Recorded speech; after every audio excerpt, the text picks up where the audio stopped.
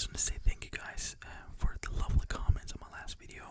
It means a lot to me when you guys are saying that you're happy that I'm back and all that. It means so much to me, and I was super stressed in Norway because I wasn't able to record, but I got a lot of done, like a lot of script writing done, and stuff for future videos. So next week is going to be a lot of videos, more than normal, and I'm very, very excited about that. Hopefully you guys are too, because it's Halloween, and then we have a special video on the 30th of October. So that's going to be fun. Hope you guys are looking forward to that. It's going to be a little bit different, but hopefully it's enjoyable.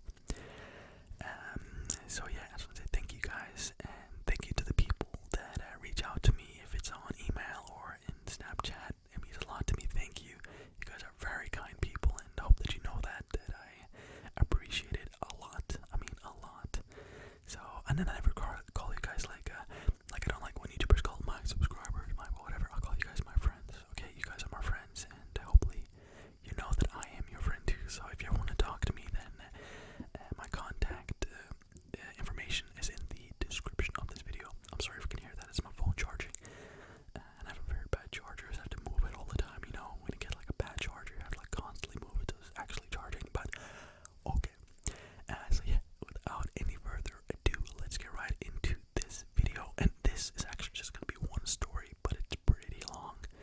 So yeah, hopefully you enjoy. My experiences with the Bell Witch haunting. I lived in Adams, Tennessee, growing up from about ages 14 to 18, 2004 to 2008. A couple of weeks after my family and I moved there, something unexpected happened. Maybe we can move this down a bit. I was mowing on my dad's tractor with a big 8 feet wide back end mower. I was going down a hill when my horizon line violently was thrown around as the tractor tires hit something. I disengaged the mower, pulled the tractor around at the base of the hill I had just gone down.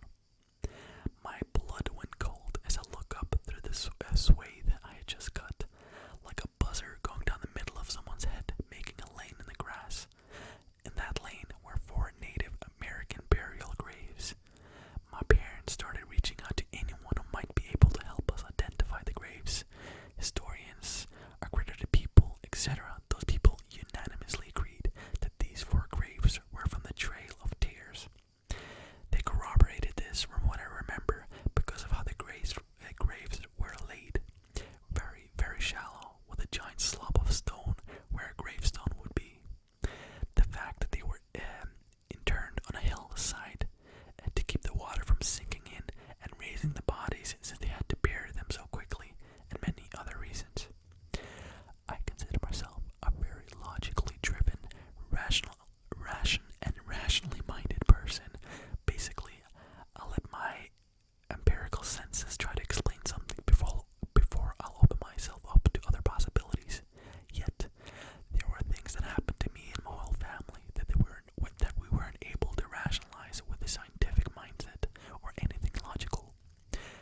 Event 1. The activity in our house started shortly after the mowing incident. We heard heavy knocking and pounding on the brick outer wall of the house, encircling the house. No matter where you were in the house, you could hear the knocking. Some nights, I would hear running footsteps accompanying the pounding. This activity happened to me nearly every night. As the nights passed, I started feeling a heavy presence in my room, a suffocating one, like a heavy weight sitting on my solar plexus constantly. Whatever was happening decided to latch onto me, my sister, and my entire family. She reported my sister tightness in her chest too, and would wake up violently screaming from scratch marks and pieces of her hair that had been pulled out. These scratches started happening to me as well. Event 2. Things continued to escalate. One night, I was letting my golden retriever out to go to the bathroom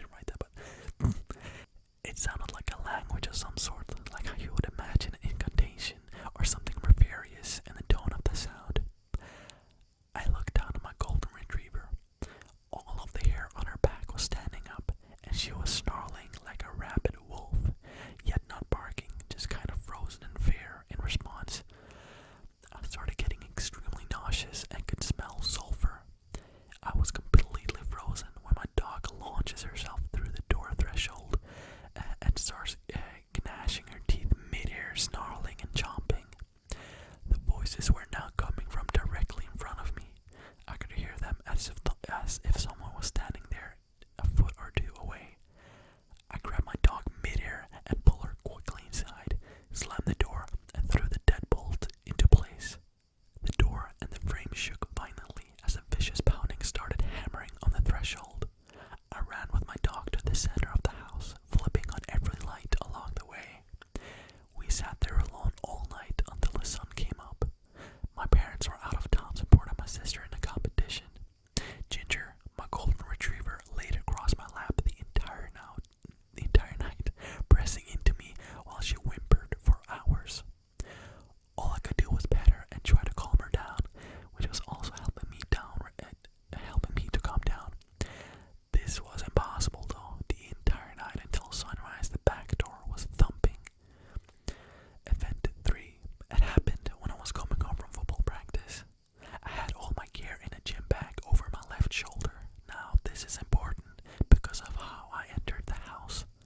As I closed the front door behind me, I began sitting down the gear bag from my left side, which caused me to look to the right. The room when you first walked in was our library, where we had a leather couch, a chair, piano, bookshelves, and a wooden rocking chair. There was something or someone sitting in the rocking chair. My peripheral vision caught it at first, the chair going back and forth. As my vision centered on the chair, there was a humanoid-looking thing or shape sitting there, head glancing downward on the book it was holding. Long black hair drowned down over its head and completely void of light. To picture what I saw, imagine the silhouette of a person, but rather a void of light. The light coming in around the edges of it seemed to be eaten up by its presence. As the light spilled over the contour edges of the humanoid shape, like how black holes are visualized almost exactly. I felt like I had just jumped off a bridge into ice cold water. I blasted myself backwards against the door, screaming, and fell down. As I was falling, I saw the void blur suddenly as it shot across the walls of the house and out through a huge boy window overlooking the river. My golden retriever was in the next room as she sprinted to chase the shadow across the walls, barking and clawing at the walls. After it left through the window, my dog came up to me and laid on my lap until my parents got home. Event 4.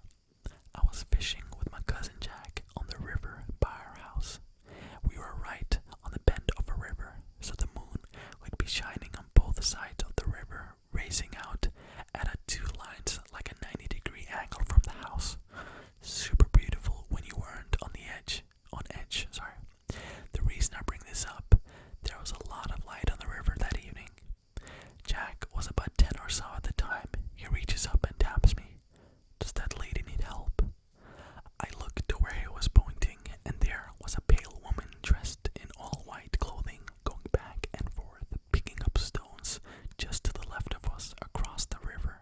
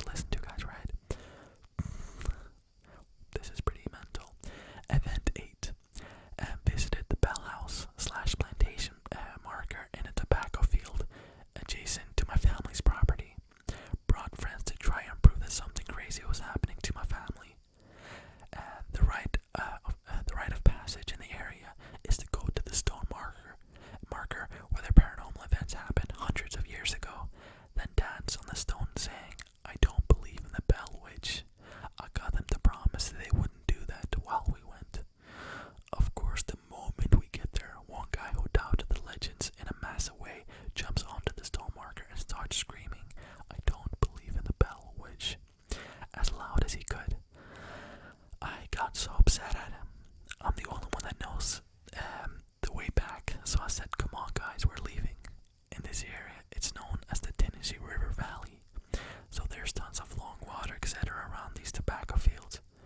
The reason why this is important is because of what happened next. We were making good time walking back across this crop field, hundreds of yards long. A mist starts rolling in from the riverbed, and it begins to saturate the field. The temperature drops easily by 25 degrees or so, and we will start seeing our breath. I begin to smell sulfur in the breeze. As the mist became a fog, it began. I started hearing this wheezy and deeply cavernous sounding breath around us, like being inside a cave that was breathing. Out of nowhere, we started hearing these giant blasting sounds, and I realized something was walking on the chopped tobacco stalks. Side note, when they harvest tobacco, they use a machete and cut it down to a 45-degree angle, leaving about 3.5 feet of brittle stalk poking out of the ground. When you step on said stalks, they disintegrate in a very loud way as they burst apart. This started happening all around us, like an army of native spirits running around us as if we were in a bandwagon battle. The blasts were coming from every single direction in the fog. That's when I hear it.